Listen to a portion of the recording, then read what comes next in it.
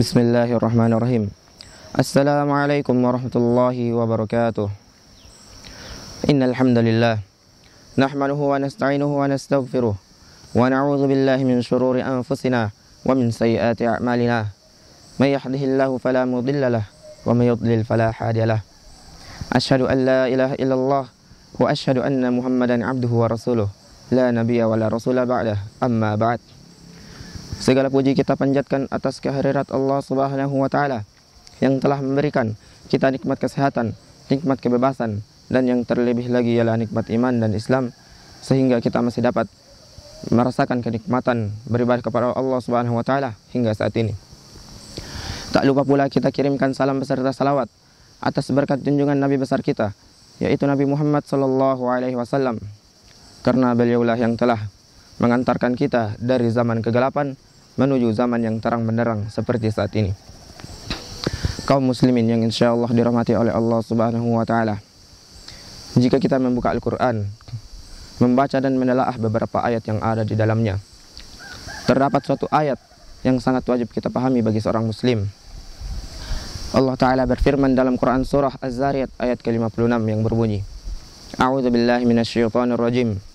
Wa ma khalaqatul jinna wal insa illa liya'budun. Dan aku tidak menciptakan jin dan manusia melainkan agar mereka beribadah kepadaku.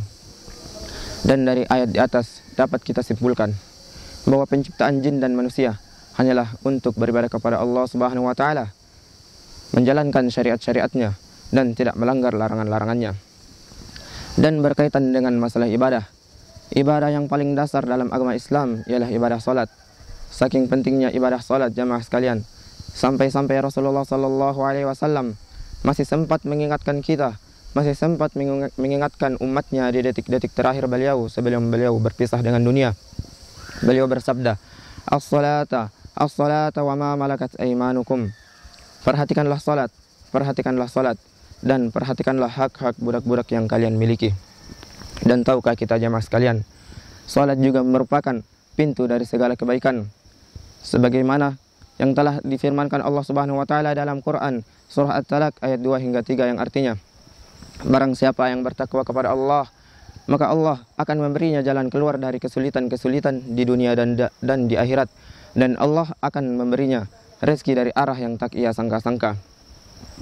Dan ada pula balasan bagi orang-orang yang dengan sengaja meninggalkan salat, seperti yang telah digambarkan dalam sabda Rasulullah sallallahu alaihi wasallam yang berbunyi, barang siapa yang menjaganya, maka ia akan mendapatkan cahaya dan keselamatan pada hari kiamat, dan barang siapa yang tidak menjaganya, maka ia tidak akan mendapatkan cahaya dan keselamatan pada hari kiamat, dan ia akan dikumpulkan bersama Qarun, Firaun, Haman dan Ubay bin Khalaf.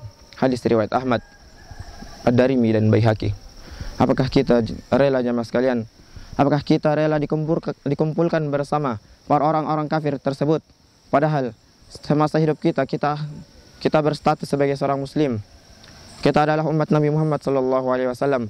Akan tetapi karena suatu amalan tersebut yang tidak bisa kita jaga dengan sebaik-baik mungkin, maka kita dikumpulkan bersama orang-orang kafir tersebut. Wa na'udzubillahi min zalik. Islam merupakan agama yang sangat mewajibkan salat. Sampai-sampai Rasulullah sallallahu alaihi wasallam menganggap bahwa ibadah salat ialah merupakan garis pembatas atau garis pembeda yang membedakan antara seorang muslim dan seorang kafir. Sebagaimana yang pernah ia sabdakan, lalu kami datangi seorang laki-laki yang terbaring. Ternyata ada seorang laki-laki lain di atasnya memegang batu besar.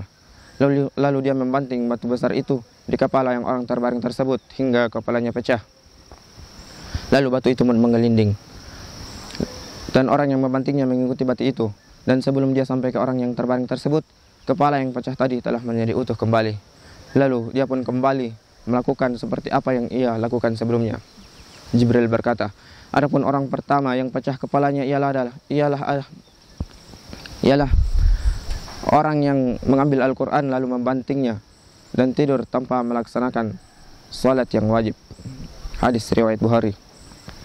Sungguh Allah Subhanahu wa taala telah menyiapkan begitu banyak balasan-balasan yang terbaik bagi orang-orang yang bertakwa kepadanya, dan begitu pula sebaliknya. Allah Subhanahu wa taala telah menyiapkan begitu azab-azab yang sangat pedih bagi orang-orang yang selalu bermaksiat kepadanya.